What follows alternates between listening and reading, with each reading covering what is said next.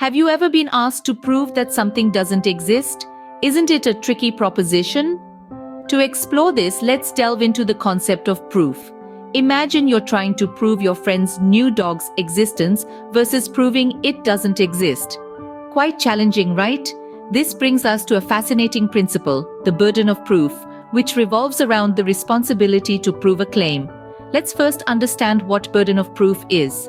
Imagine you're at a party and you claim to have seen a pink elephant in your backyard. Would people believe you instantly? Likely not. They would probably ask for evidence, perhaps a picture or some elephant footprints.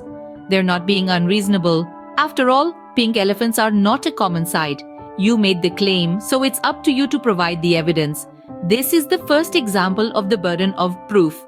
Now let's shift the scene to a courtroom. Suppose you're a prosecutor trying to prove that a defendant is guilty. Would it be fair if you just stated your claim and then expected the defendant to disprove it? No, of course not. You as the prosecutor are making the claim of guilt, so it's your job to present the evidence to back it up. If you can't provide compelling evidence, the jury should rule in favor of the defendant. That's our second example of the burden of proof. You see, in both these situations, the burden of proof lies with the person making the claim.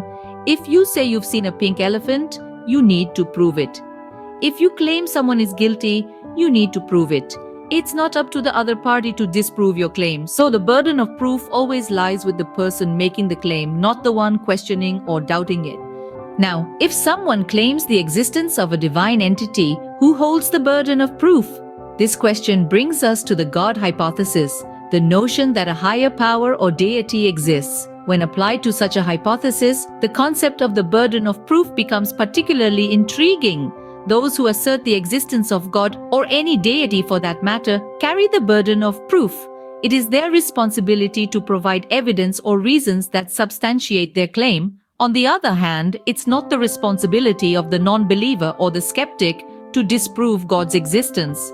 The absence of proof is not proof of absence. If someone makes an extraordinary claim, it's upon them to provide extraordinary evidence.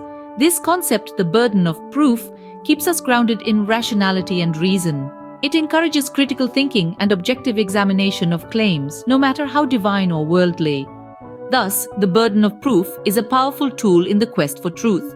It ensures that claims are examined critically and objectively.